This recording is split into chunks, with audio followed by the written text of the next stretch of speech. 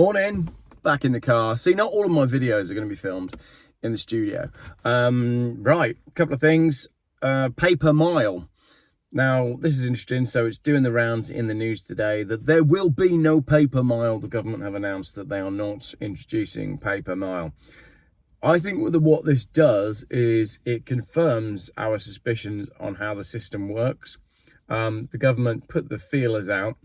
They feed stories to crappy newspapers like Birmingham Live, and they gauge the reaction of the general public. In this case, the general public said no, quite simply.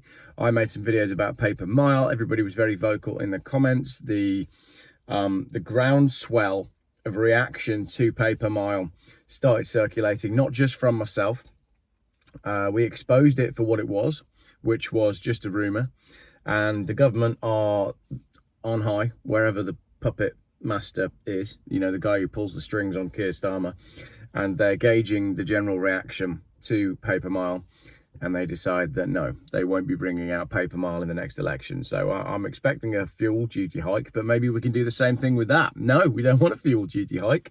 What we want is we want people to be allowed to get on with their lives. We would like a government that does something, just anything, that's in the interests of the people. So I think it shows the power of people power, basically.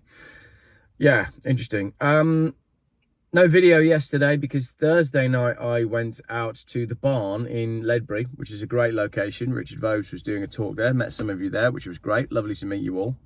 I ended up doing a little bit on stage, did a bit of an interview with Richard Vobes, and it was a really good night. And it showed me, particularly with the things that Richard was saying, it showed me that we do really have a lot more power than we think that we do.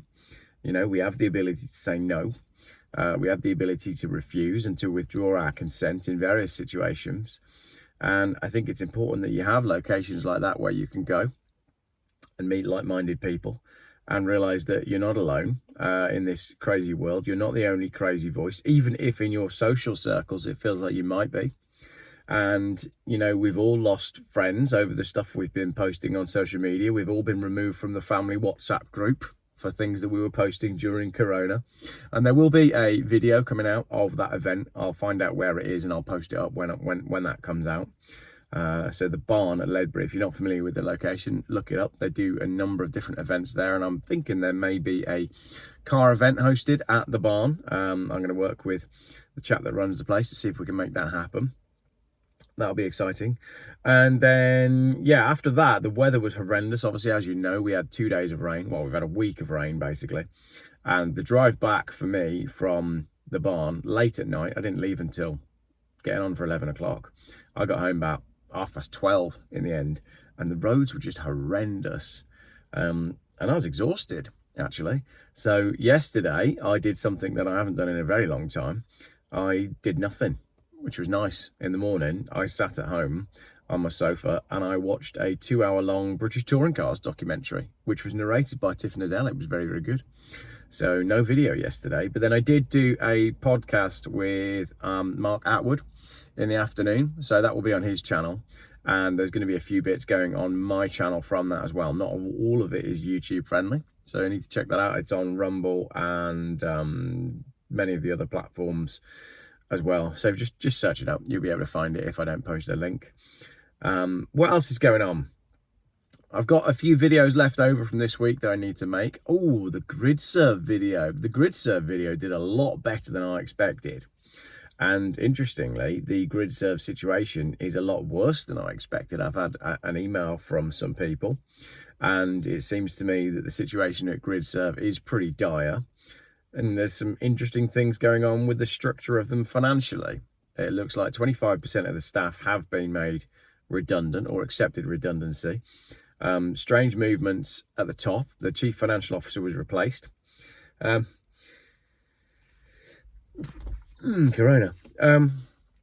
So the situation at GridServe is a lot bleaker than it would appear. But again, look on the surface and go, well, where's their cash flow? Where is their cash flow? If they're only making money for people that are charging and there's not enough cars selling and there's not enough people charging, then there's no cash flow. So therefore, there's no business, is there? So that one is quite obvious. A few other things that have been sent to me. I do want to talk next week about a gentleman that is possibly going to prison on or getting a suspended sentence for crimes against ULEZ cameras. So that'll be on the channel next week.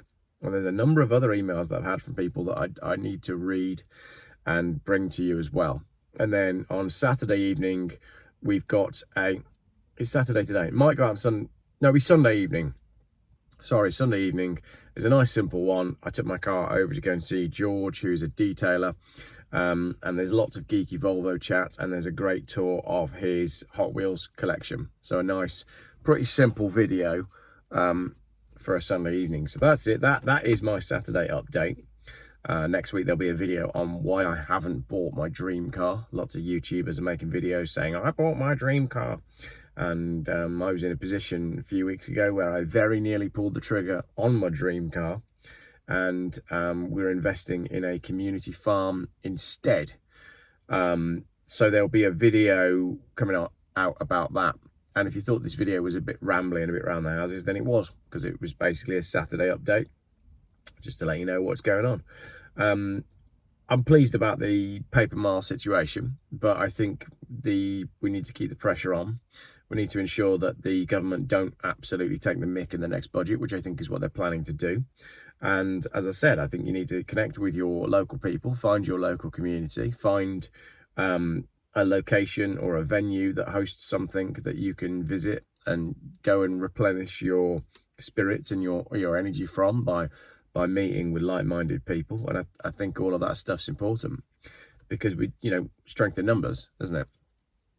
Find your people, find your tribe, and talk to others, find out what they're doing. How are they preparing? How are they defending themselves? Because this is one of the things that came across from my chat with Richard and listening to Richard on stage.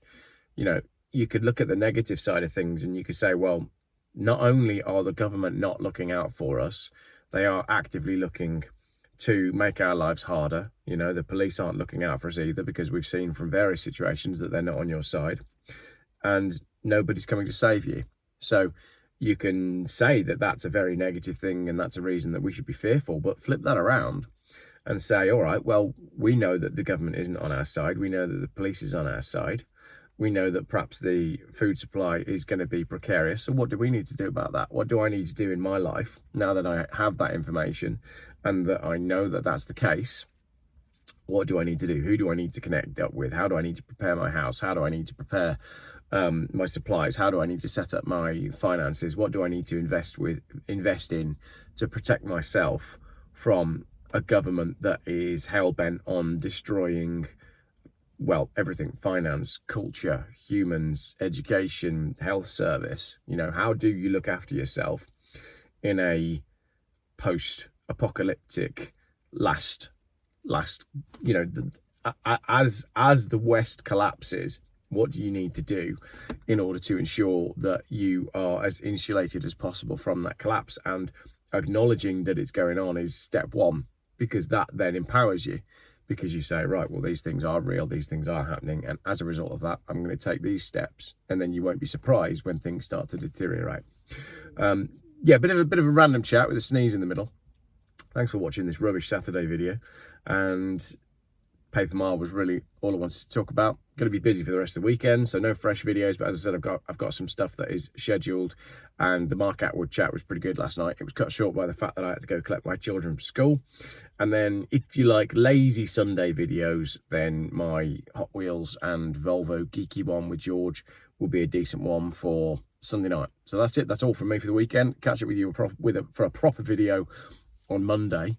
It feels like it's been a very, very busy few weeks on the channel. I've been running around and doing a lot. So yeah, I'll take the weekend off. See you later.